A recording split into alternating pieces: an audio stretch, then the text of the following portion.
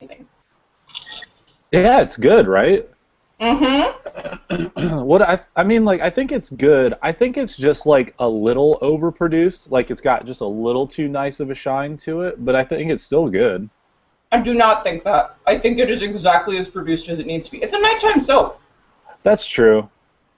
Like, heck yes, everyone is weirdly attractive and super styled all the time, and everything is just super sexy and cool.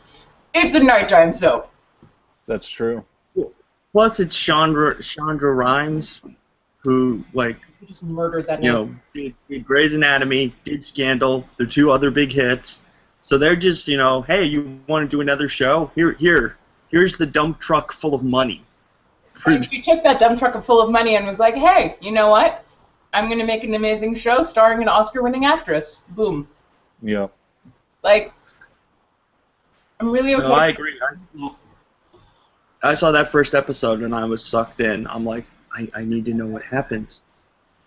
I read the pilot before it aired, and it was good. It was really good. I don't know who the director was, but he directed it exactly the way that it read, which is awesome. So. Yeah. So yeah, honestly, that's probably my favorite new show. And I feel kind of like, oh, but Constantine still hasn't come out yet, and like all this other stuff. But no. Out of all the shows that have come out so far this year, How to Get Away with Murder is hands down my favorite.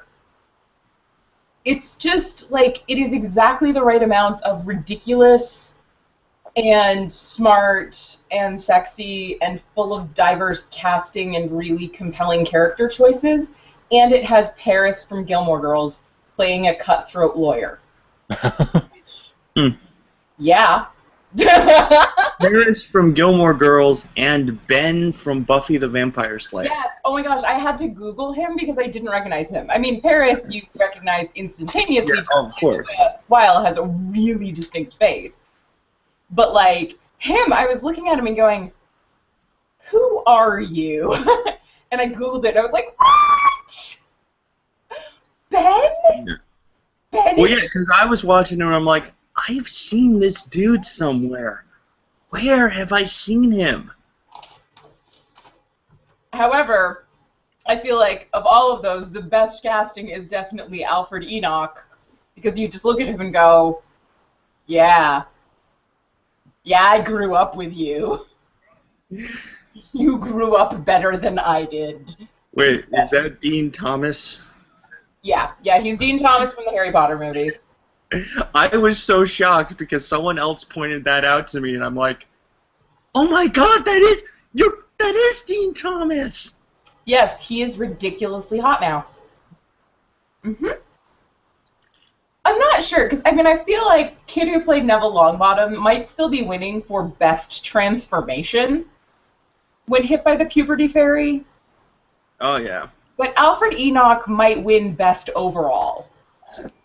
No, I mean, I got to admit, Neville got good looking. I'm not ashamed to say it.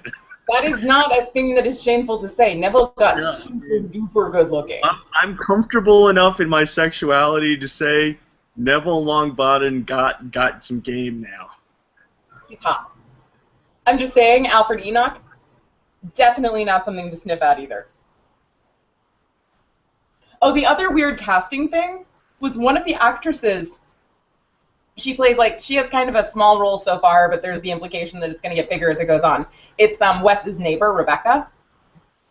And I was looking at her and I was like, why is your face so familiar to me? And you know why? Why? Rosie Larson from The Killing. Oh yeah. Was it really? But her face was on all of the posters for season 1. So of course I recognized her face. It was plastered everywhere I looked for like a year. I just find that kind of interesting. Like, oh, that's where you're from. I liked the first 2 seasons of The Killing. The 3rd season was awful.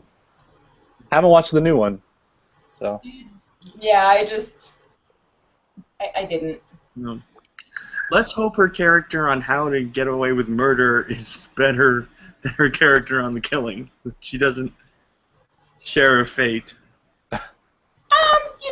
There's a strong possibility she will, as we've seen so far. Well, I'm just hoping she's not a Jeffrey Dean Morgan who dies in everything.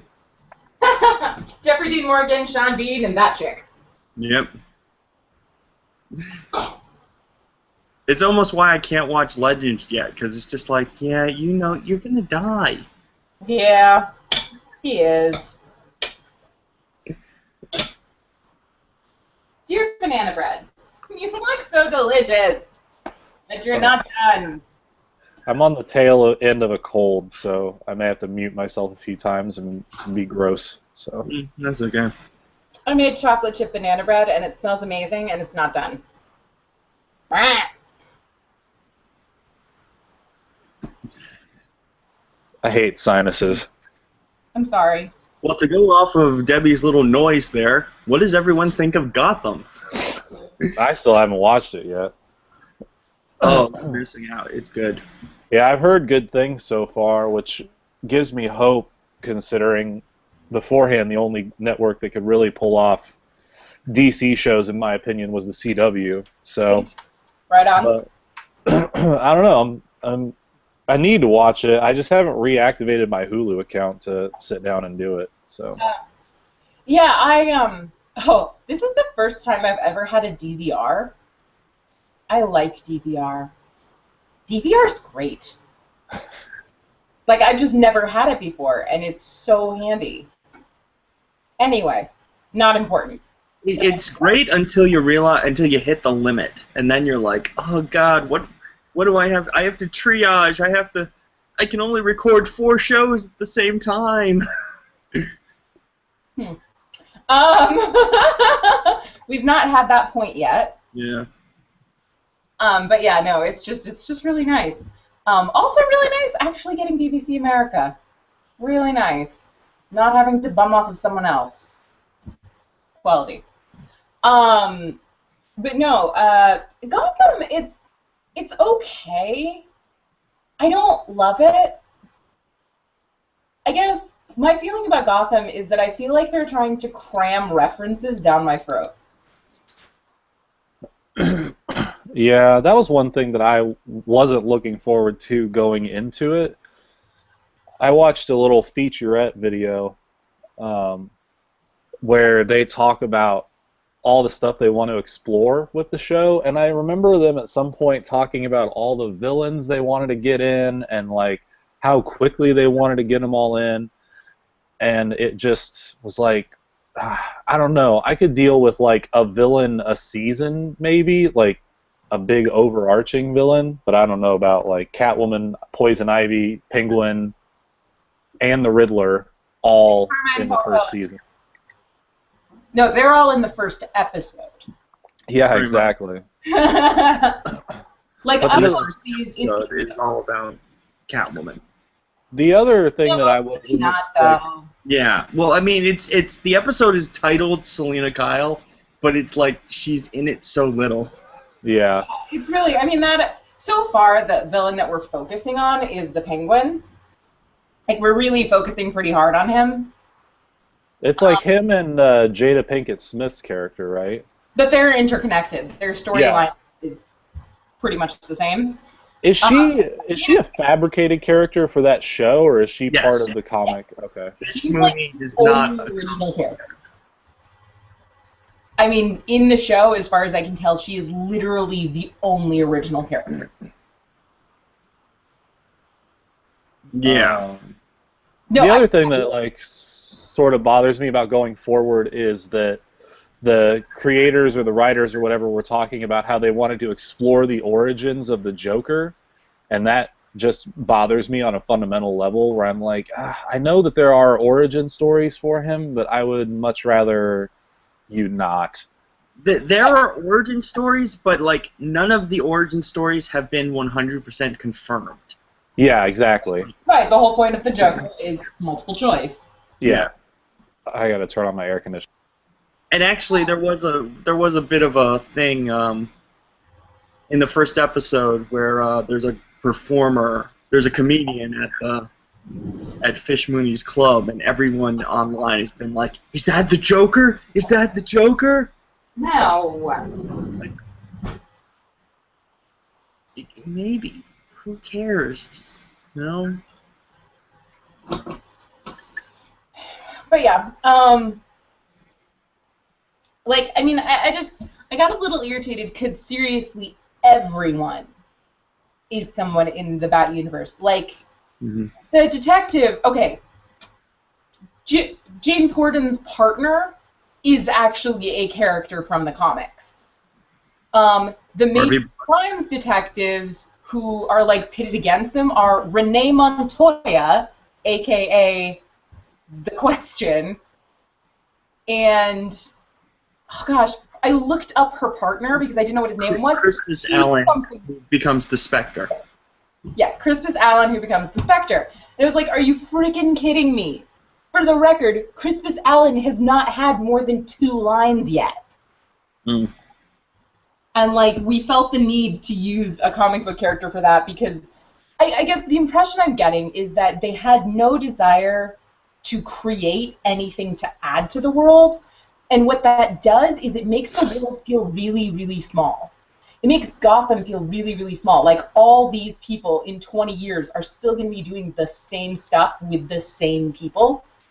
That's weird. Like, just, that implies that your world is so small. So someone pointed something out to me, though. James Gordon can't win. He can't be this, like, crusader who comes in and cleans up Gotham City. Yeah. Because we know Gotham City's not cleaned up. Gotham City needs the Batman because it's still corrupt and dirty. Like 20 years from now. Also, incidentally, off of that tangent, anyone who says that this is not a show about Batman is just straight up lying. Mm. It's just lies. Yeah. Bruce Wayne has been a major character in both episodes so far. The thing is, it wasn't supposed to be a show about Batman. Bruce Wayne wasn't supposed to even be in it originally, and then they squeezed him in there. Like, and he feels squeezed in. Like, he feels weird in context. Like, it makes more sense if we don't see him, because then it's like, and Bruce Wayne's off somewhere going crazy. But no, we actually know exactly what happens to him, and we have, like, a front row seat for Bruce Wayne going crazy. I will say I did kind of love in that latest episode where they showed him, like, doodling all these dark, horrific pictures, and he's listening to, like, death metal, and I'm like, Bruce Wayne's an emo kid. He is. Did we really ever doubt that?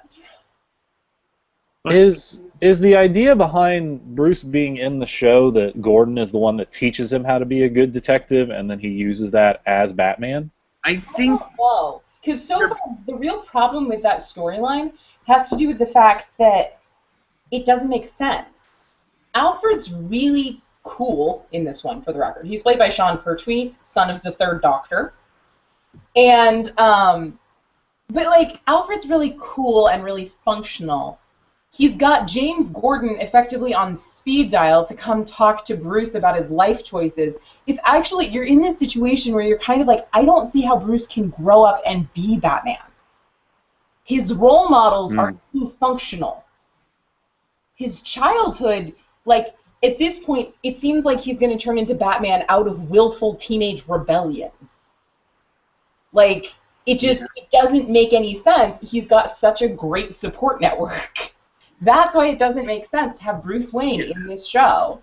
Because if you have him in the show, then he has to interact with Gordon. And if he interacts with Gordon, then why is he still so messed up? James Gordon is the single most emotionally stable human being in the world. Well, also, we have an Alfred who yells at Bruce. Yeah. Which I don't think we've ever seen in any incarnation of the character. Who yells at Alfred Bruce scolding Bruce. and treats him like his child. And it's like, no, you're not allowed to do that in this house. And so I love that dynamic. It makes a lot more sense. But it's also, again, doesn't actually feel like he's going to grow up and be Batman. It feels like he's going to grow up and be Bruce Wayne, productive member of society, not crazy bat vigilante psycho. Yeah, because, you get that feeling that had someone just done that, had someone just yelled at Bruce when he was a kid, he might have, snapped out of, this deep depression that drove him to become Batman. If someone was just like, everyone goes through shit. Well, I mean, and if someone gave him the speech from Guardians of the Galaxy, everybody's got dead people. It doesn't give you an excuse to get other people dead. Just that thing of being like, we all have tragedy in our past. Your tragedy is not greater than mine. Get over it.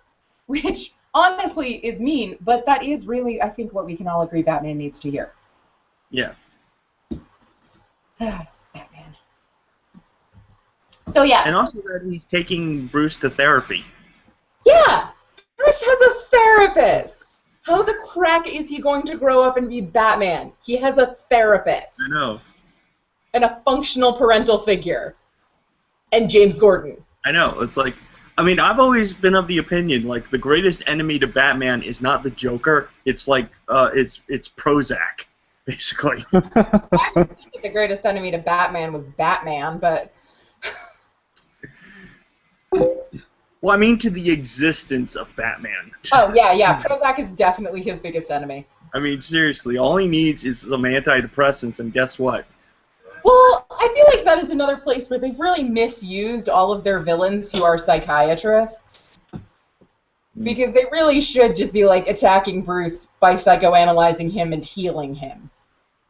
Emotionally. Yeah. The way to destroy Batman is to heal him emotionally. Make Bruce Wayne happy, and guess what? There's no Batman. Congratulations! But there's also a very determined citizen who will actually contribute to social causes and probably make Gotham a less terrible place. So, that's the other thing. People in the living in the city means more people to rob. that's like... No, but Patrick, they did that in the most recent episode. Is that, basically Alfred and Gordon talk to Bruce and basically are like, you're being a stupid, spoiled child. And he's like, that's true.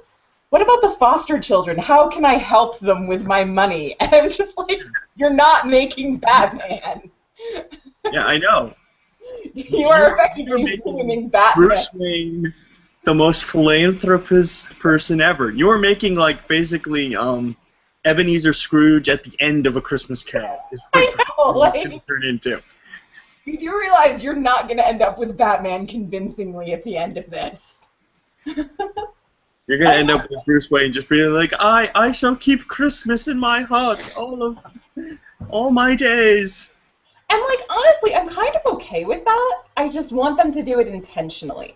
If they're going to do that, if they're going to make basically a world in which there is no Batman because there's no need for Batman, I would actually be kind of down with that. A world in which James Gordon succeeds. But the problem is, you can't set that up and then not do it. You either have to do it or not do it. Poop or get out of the bathroom. And they're not going to do that. No. But by season 5, we're going to start hearing about, the mysterious vigilante in the city. Yeah. And we're literally going to, the very last episode of Gotham is literally going to be James Gordon on the roof of the police department turning on the bat signal. That's my prediction. That's the very last scene of this Gotham. I'm not going to argue with you. That's clearly what it's going to be. Yeah. It's like the last episode of Smallville. What was the last thing we saw? Clark Kent at the top of the Daily Planet building opening up the shirt, and there's the S symbol. Dun, dun, dun, dun, dun, dun, dun, dun, dun, dun, dun, dun.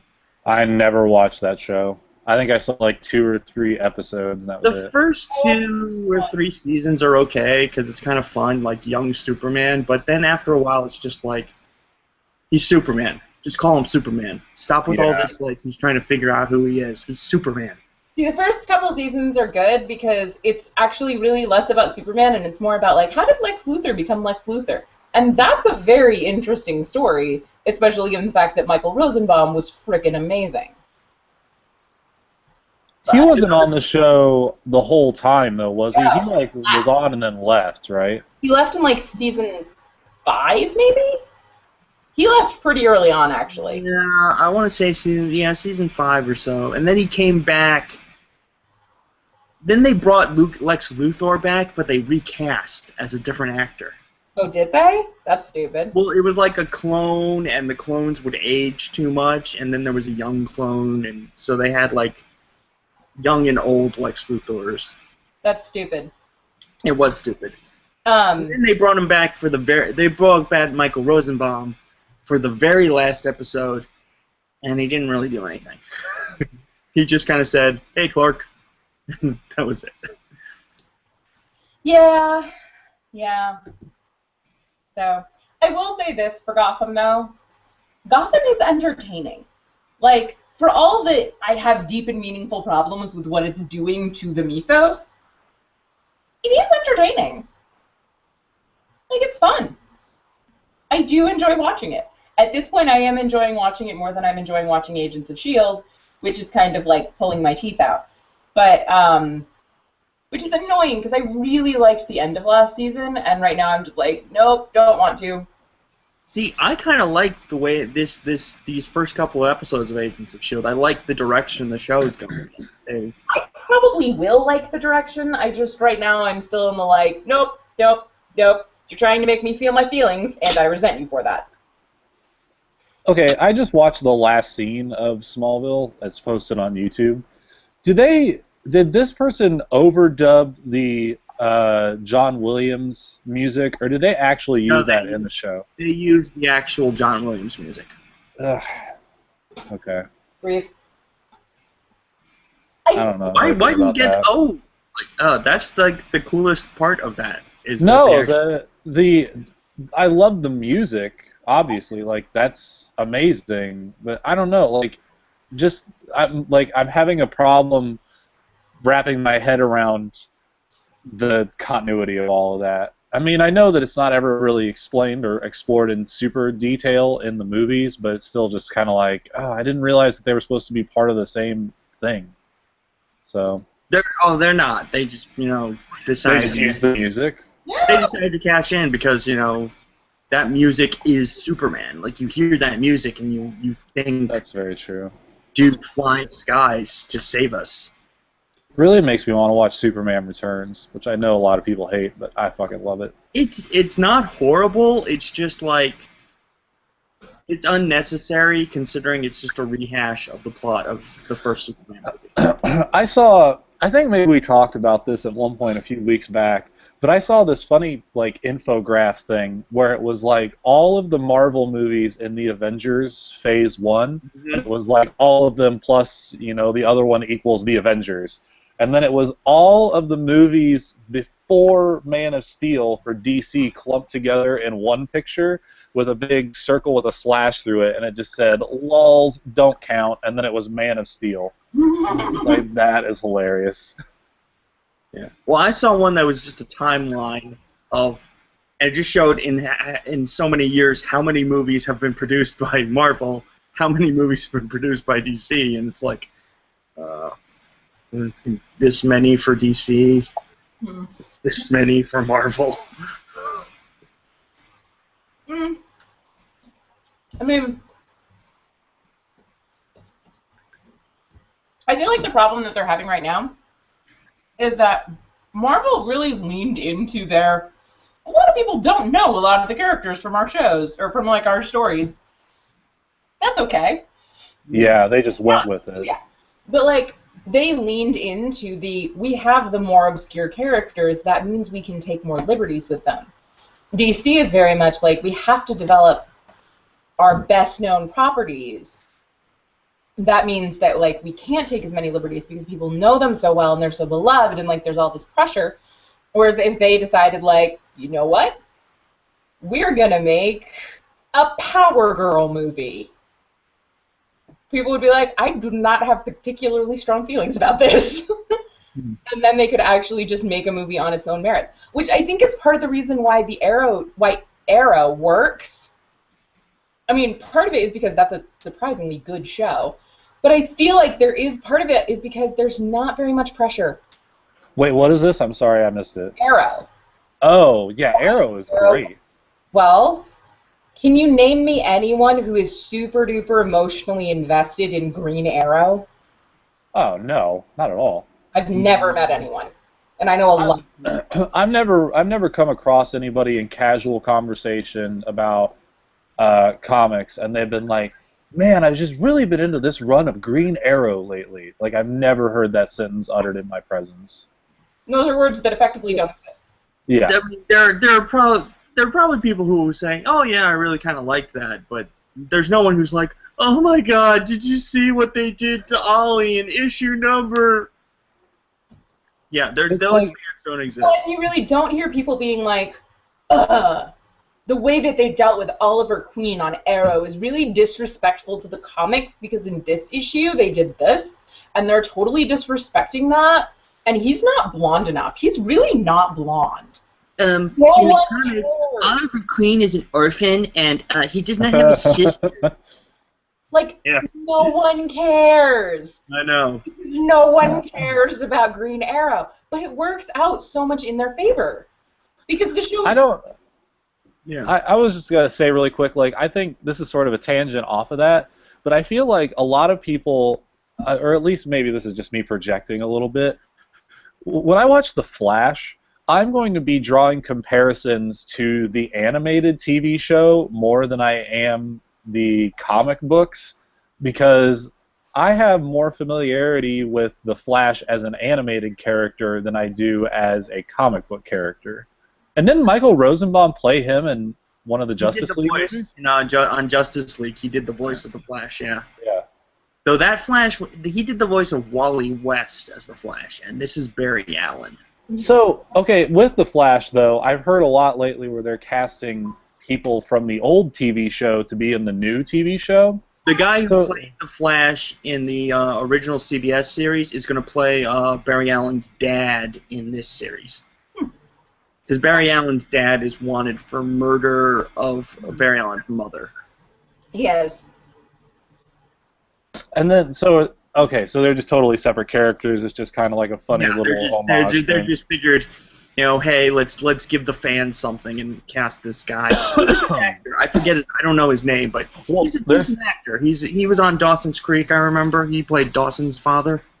There's two of them now, because there was the guy that played the Flash, and then there's a woman that they just cast in the Flash from the original show. I can't remember who it was, though. Oh. I saw it on Gamma Squad. So I don't know who it is. It'll probably be some.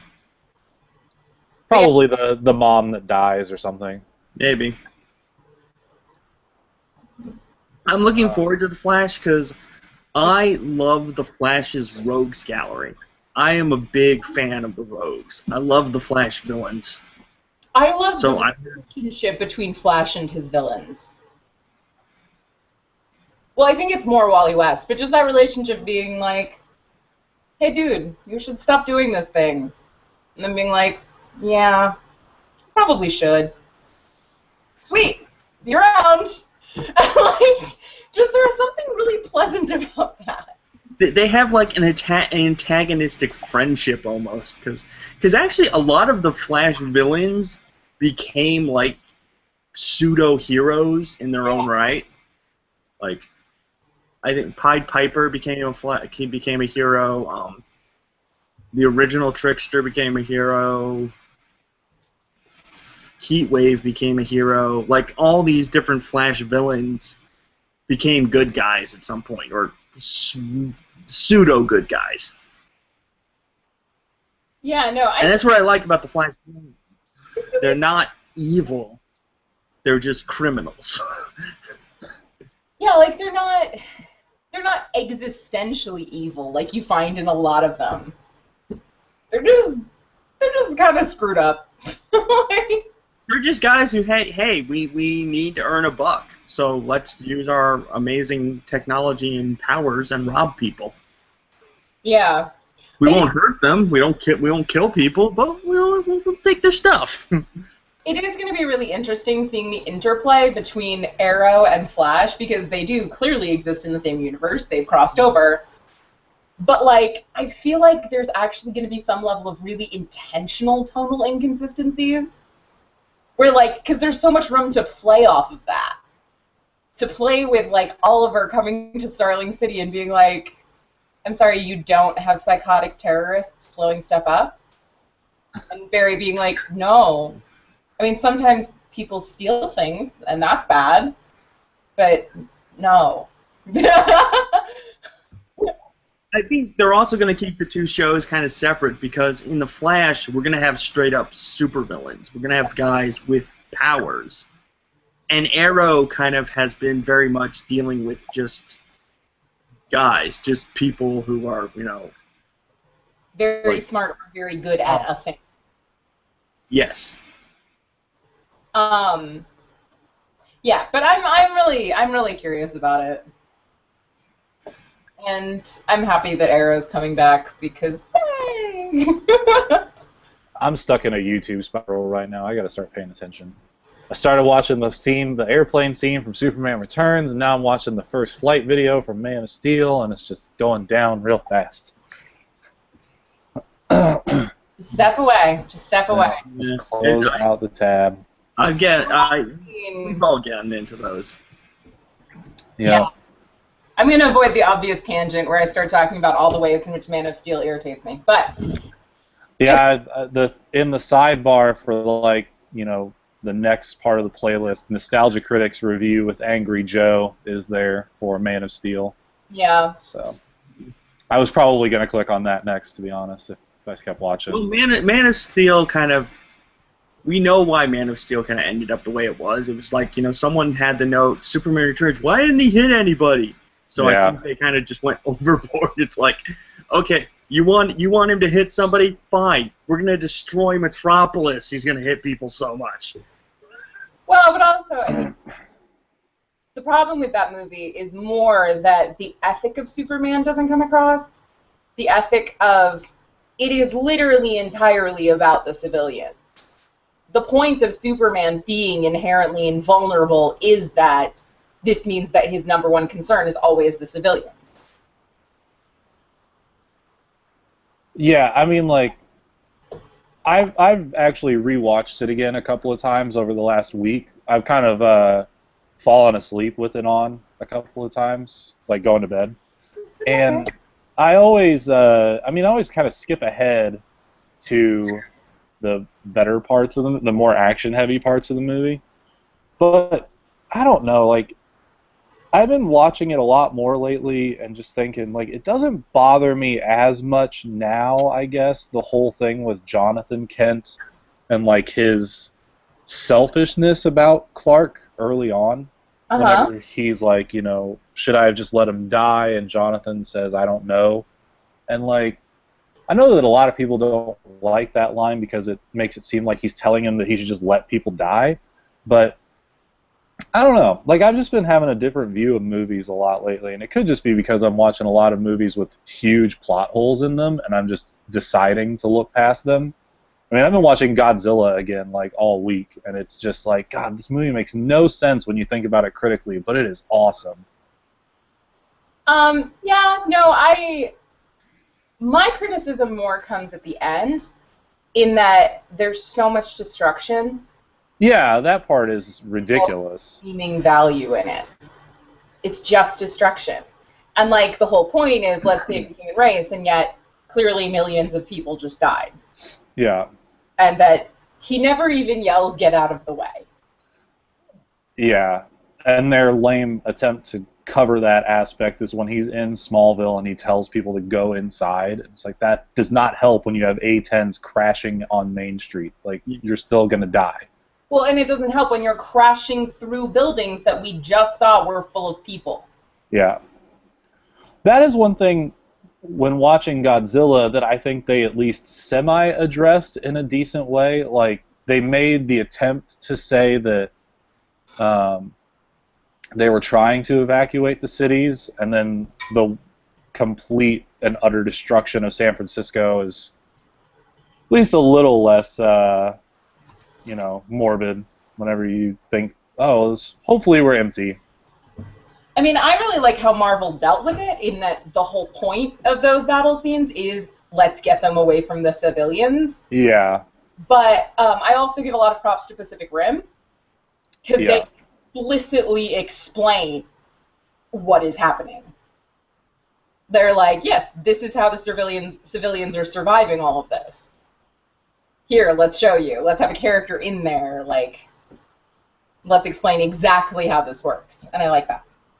However, none of this is actually directly relevant to fall TV. I keep getting off on this. Sorry, I was on my YouTube file. Okay. I fell into the rabbit hole. Yeah, I mean, I only watched a few pilots so far. I watched How to Get Away with Murder, I watched Selfie, and then I watched Red Band Society. So.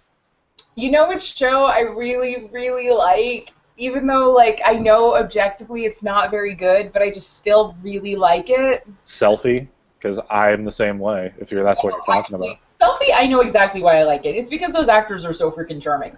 Exactly. Forever. I like Forever. Forever is weirdly amazing, and it has no right to be, but it's great. What is Forever? It's funny. Oh, I watched one other one. I watched Scorpion. No, I haven't seen that. But no, not bad. Patrick, did you watch New Amsterdam? I heard of. I know the show, but I never watched it. Because that was one of the ones that was basically telling the exact same story. It's about a guy who can live forever who's in New York City. Yeah. And it's very similar. It was Nikolai Coster-Waldau instead of Ioan Gruffudd. But he was a cop in New Amsterdam, right? He was. But again, it's like inexplicably living forever in New York City and solves crimes. And it's that show. But here's the thing. Forever works because they understand the humor of the situation. And I think that's entirely why it works, is that the running joke in Forever is that, like, Henry's he dies, like, every episode, at least a couple times. This most recent episode, he did not die, and it was really funny because I was waiting for it the entire time. But he's always dying, and they make him dying really funny, actually. Like, they lean into how ridiculous the situation is. You know, whenever he dies, he disappears from the point where he died, and he reappears in the middle of the Hudson Bay, stark naked. I remember seeing that in the trailer. And so, well, what that means is that he has to get out of the Hudson Bay, stark naked, and, like, crawl to, like, a payphone and call his adopted son, who's now in his, like, 70s and played by Judd Hirsch, and, like, go get picked up and, like, be holding a pizza box over his junk.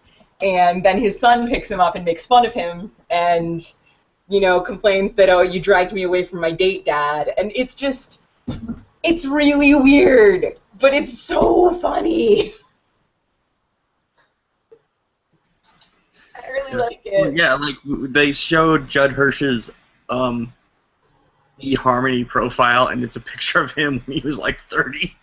It is, and, like, it's just tons of stuff. Like, they totally lean into it. They're like, yeah, guess what his son does?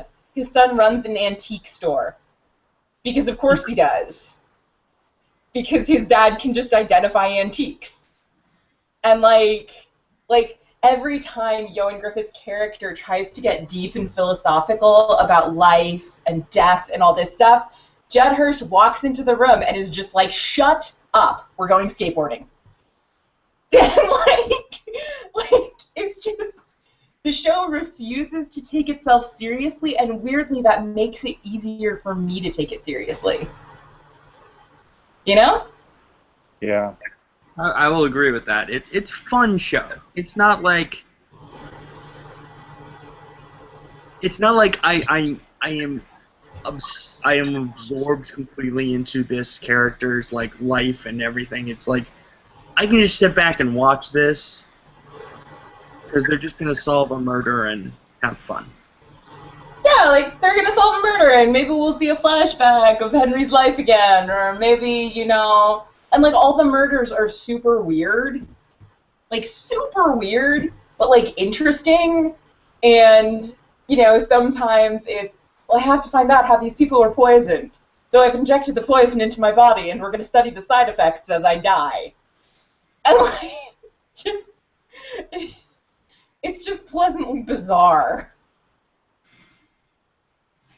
Yeah. Or like his lab assistant in the morgue, who he really doesn't like, but at one point he just says, like, you tell me every detail of your life every day.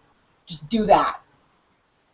Or it's something along the lines of, like, you tell me every detail of your life every day, even though I don't ask you to and I've asked you to stop. But he's like, but right now I actually need you to do that, so do that. It's a good show. And they do kind of the Sherlock Holmes thing, where he's like, the tiniest little detail leads to, like, huge revelations.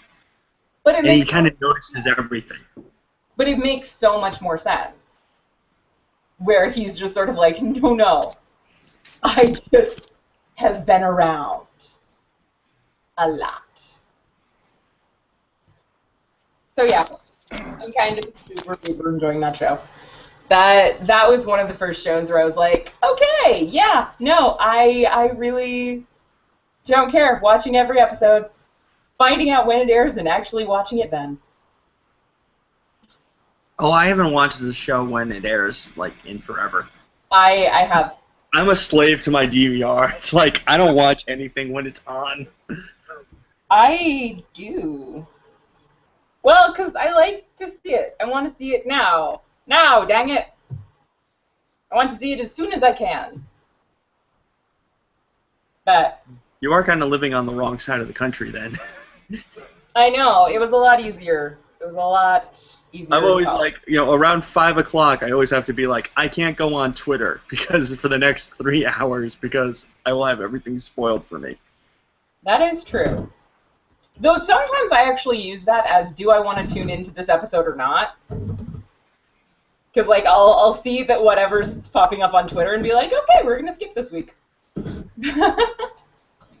But, well, I mean, fortunately with Forever, it's not like there's really anything to spoil. So, that's really only a problem with, like, Game of Thrones or something. Yeah. But And again, Game of Thrones, it's like, the spoilers have been out for a while. They're in a nice little bound. they're a nice little bound copy, and I own all of them. Yeah. Anyway, Dan, how was Scorpion? Actually, it's a lot of fun. Like, I was surprised at how much I enjoyed it. I knew very little about it going in. I read just like the sort of idea that it's based on this real guy, and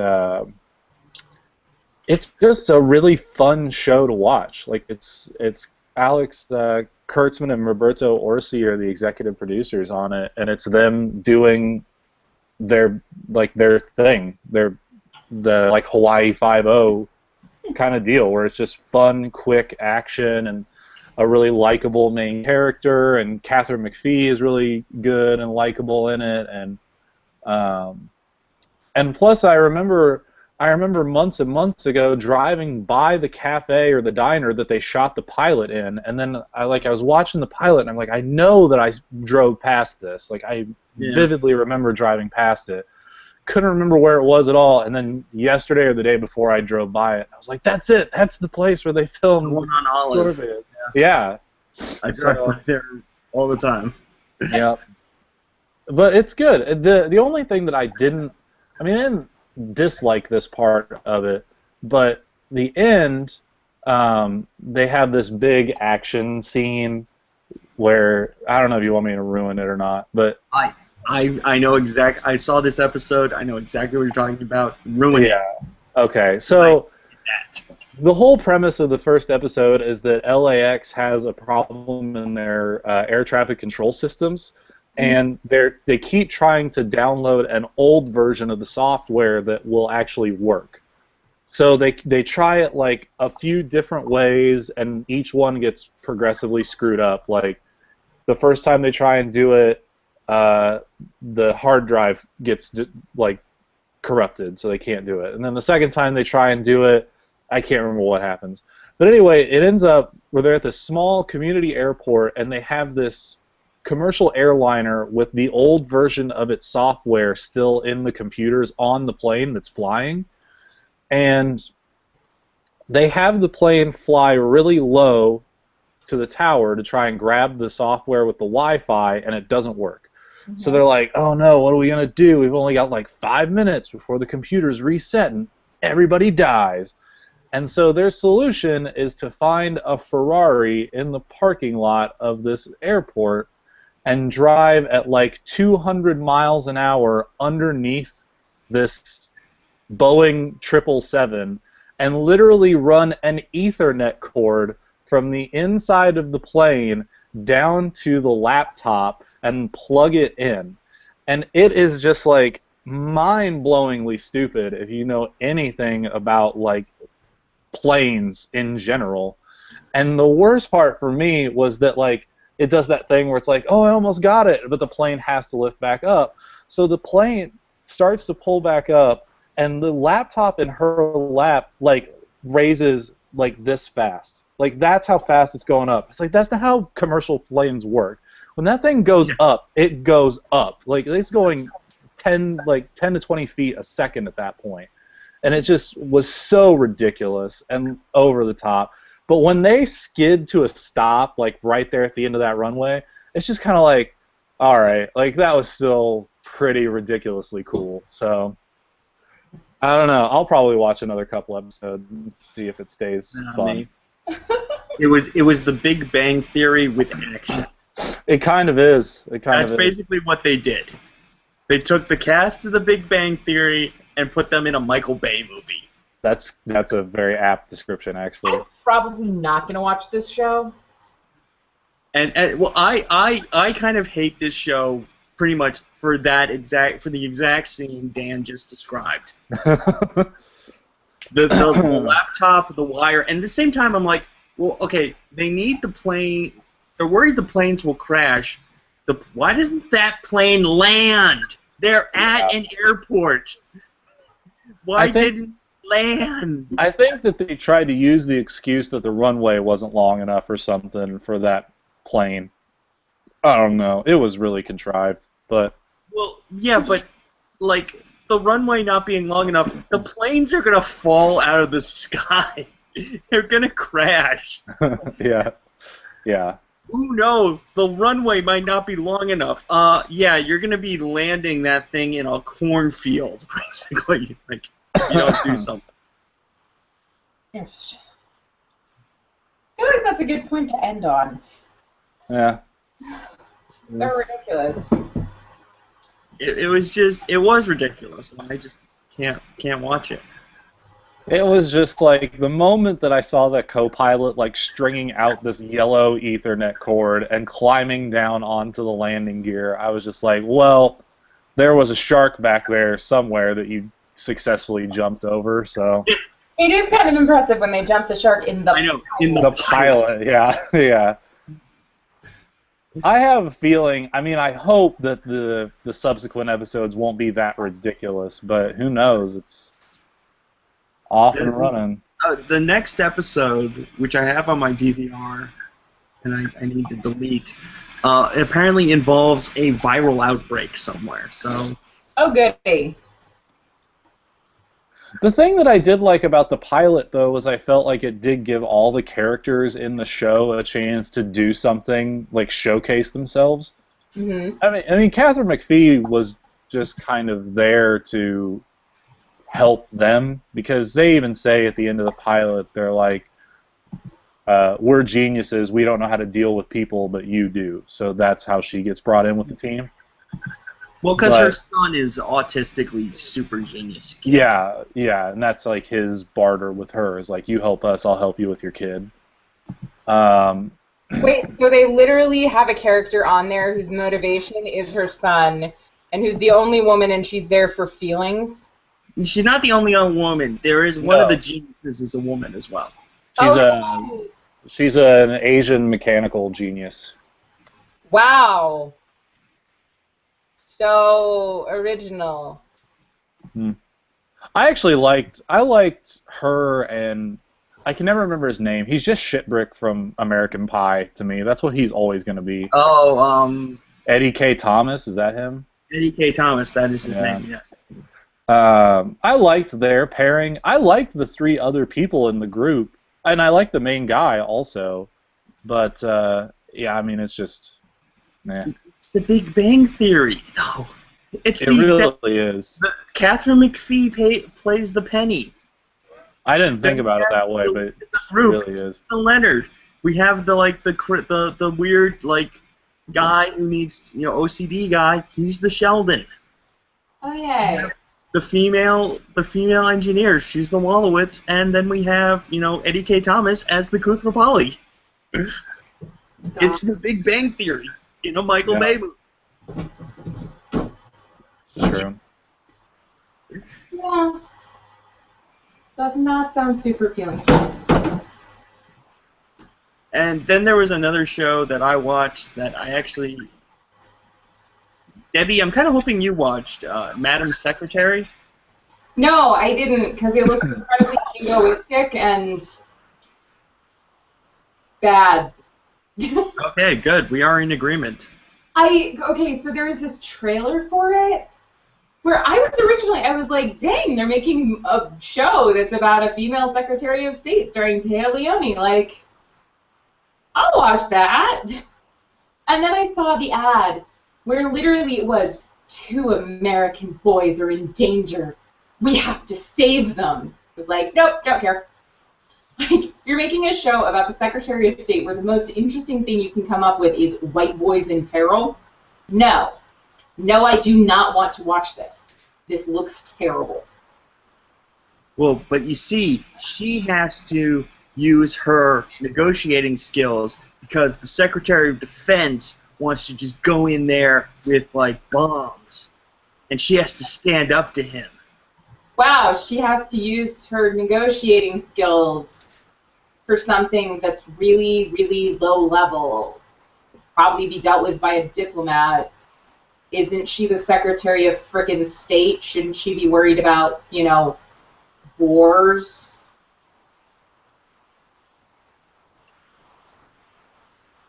What's the Katherine Heigl show that either just started or State of Affairs? That's not coming out until November. Oh, okay. I keep getting the names mixed up on those two. Yeah, I've been mixing them. Well, because she plays a CIA analyst who's very close to the president.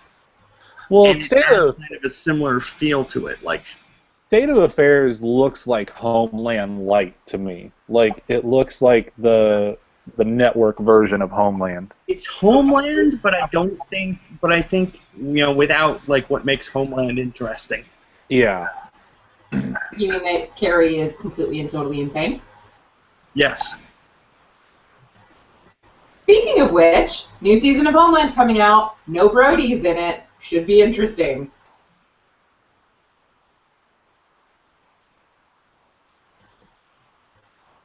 Yeah, I still haven't watched any of Homeland. I've only read synopsis. Every now and again, I catch an episode. You're killing me. My list of TV that I need to watch is so ridiculously long now. Yeah.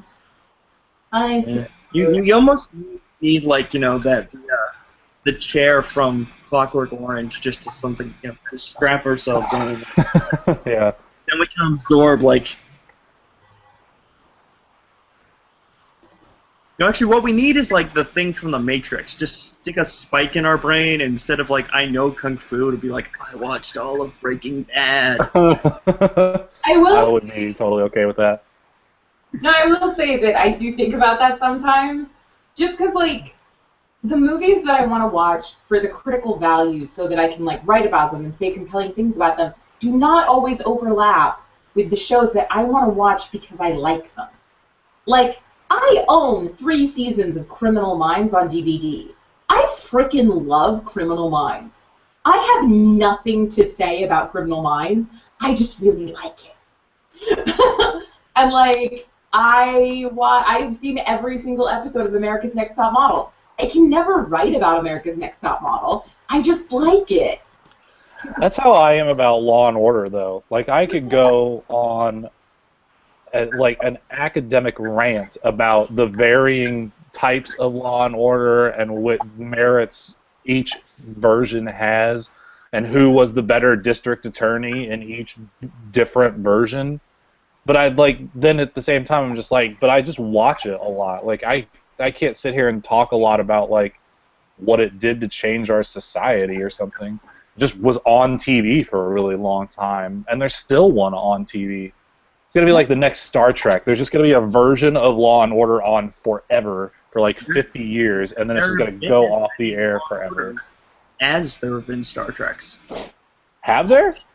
I don't know. The original Law and Order, then we had Special Victims Unit, then we had Criminal Intent, and then we had the brief Trial by Jury.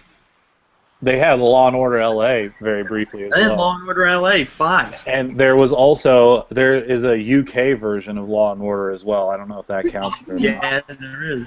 It actually beats Star Trek. No, Star Trek original. Next. Law and Order has Deep Space Nine, Voyager, Enterprise. Yeah, 5. Yeah. Oh, it was 5.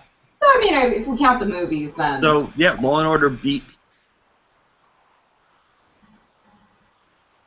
No, because those are just extensions of the show. Not the new ones.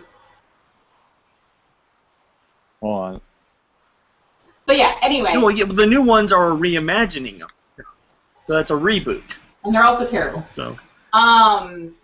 No, I was thinking. I just. The first one. Sometimes hard because I mean, I at least know that I have trouble justifying it to myself when I watch television that I can't use for writing because my blog takes so much time.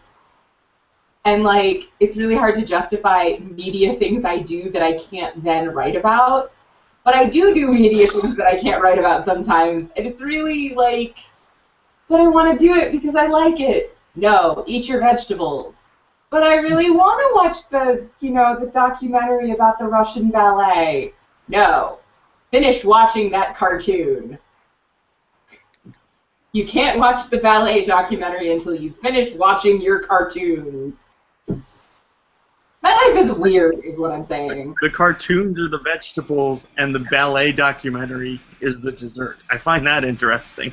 That is my life now. Because I can't write anything about the ballet documentary, but I am writing about the cartoons, and so I have to finish watching the cartoons so I can watch my Russian ballerinas. Actually, yeah, I suppose that's like an insight into Debbie's Netflix queue. I want to watch a lot of documentaries about ballet. My Netflix queue is like half documentaries about ballet. Just really like it. My Netflix queue is overflowing with horror movies that are terrible. Terrible horror movies. Well, my Netflix queue is like half things that I have to watch because someone's mentioned it and I know that it's got a reputation to talk about or there's some cultural relevance, and then half documentaries that I can never talk about. I just like documentaries so much.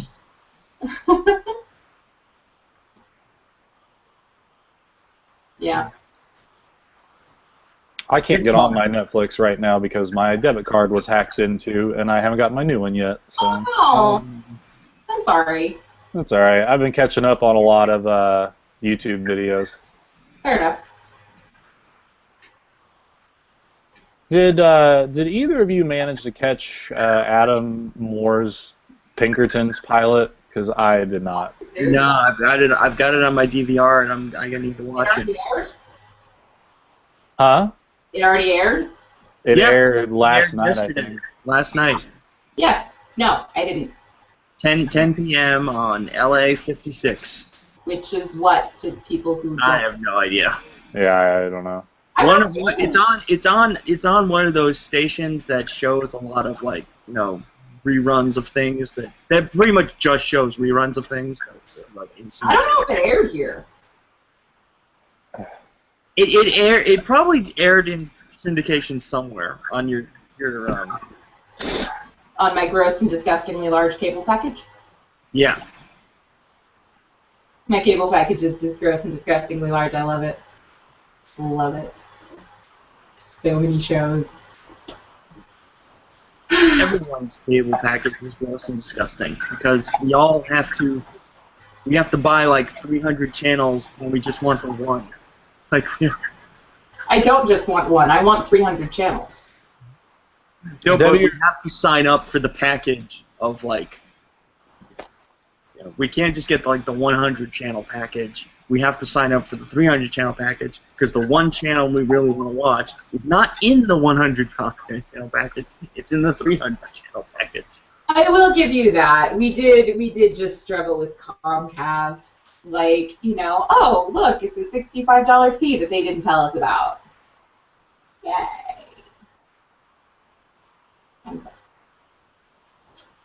But, plus side, BBC America.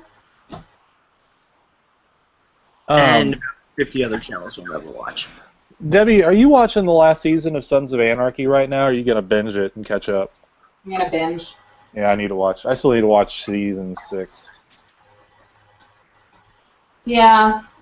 I have to binge on that show because it makes me so sad. It's like I have to get all my sads out at one time. I'm still debating on whether or not I want to watch Grace Point. I have decided that I don't. Patrick, were we talking about Grace Point in our alumni class last Monday? We were. We did. Okay. We did discuss it, I believe. So Sid totally ruined the show for me because I had not finished Broadchurch, and he just blurted out who the killer was, and I was like, thanks. So, but it won't be the same for Grace Point. I know, but now I wanted to watch Broadchurch more. I didn't really care that much about Grace Point, but I was just like, damn it! I was only halfway done on that show, and now. Spoilers. I'm gonna head out. I actually have your stuff today. But I think we're wrapping it up anyway. So next week we will talk about something. So probably figure something out to talk about. Oh, I won't be here next week. I'll be at Geek Girl Con. You won't? Which I figure is a pretty good excuse. We'll have to talk about something Debbie hates. There you go. The list. The long, long list. I wouldn't mind talking about some video game stuff. Star Wars Rebels. We could talk about Star Wars Rebels. Oh yeah, we could talk about. There's been a whole bunch of stuff leaked spoilers and stuff from the new movie too, so we can do some spoiler speculation or something. Okay. So next week we'll talk about either Star Wars or video game. We can do both. We'll figure it out. I will see you then. All right. Goodbye. Bye. Bye.